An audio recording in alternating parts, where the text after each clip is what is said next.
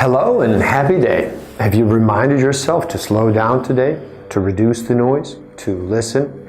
My name is Igor SF Walker, and I'm to remind people to slow down, to reduce the noise, to walk their lives into a natural flow. Welcome back to the Book of the Week series. Every week, as I read another amazing title, I share it with the world. Today, we look at Trump, The Art of the Deal, by Donald J. Trump and Tommy Schwartz. Amazing insight into a world of a very much polarizing character. One hated on and dearly loved just as much. A personality, a president.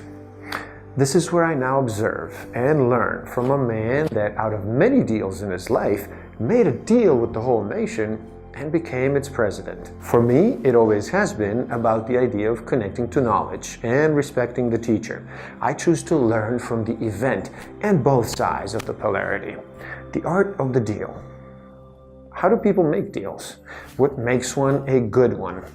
What makes it an art?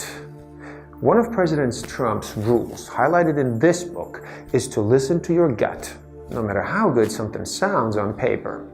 The second is that you're generally better off sticking with what you already know.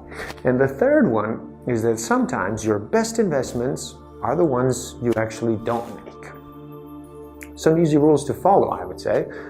And yet, for some reason, we often don't. What I was able to highlight from this book sounds to me like very solid advice to follow. These ideas have been in all of these amazing titles leading up to this 41st one. Think about the following. I like to think big. I always have. To me, it is very simple. If you're going to be thinking anyway, you might as well be thinking big. Most people think small because most people are afraid of success. They're afraid of making decisions. They're afraid of winning. I also protect myself by being flexible. I never get too attached to one deal or just one approach. For starters, I keep a lot of balls in the air because most deals fall out, no matter how promising they seem at first. In addition, once I've made a deal, I always come up with at least a half a dozen approaches to making it work, because anything can happen, even to the best laid plans. I've learned that much more from conducting my own random surveys than I could ever have learned from the greatest of consulting firms. They send a crew of people down, they rent rooms, they charge you a lot of money for a lengthy study, and in the end, it has no conclusion. It takes so long to complete, and then if the deal you were considering a good one, it will be long gone now. The final key is bravado. I play to people's fantasies.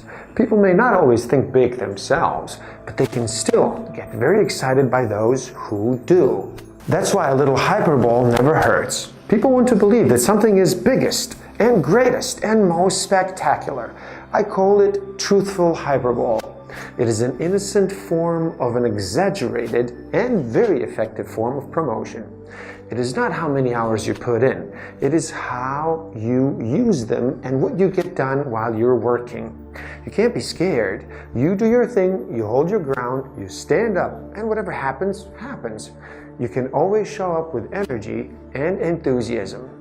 Good publicity is preferable to bad, but from a bottom line perspective, bad publicity is sometimes better than no publicity at all. Controversy, in short, sells. So it turned out, does glamour. Yet again, a set of rules, a template. The key, acting. The only way from knowing into doing into being. And that means even a president. If you have enjoyed this video, please do like it, share it with the world, subscribe to my channel, and you can find a direct link to this book in the description below. Get it and read. Thank you. Love and respect.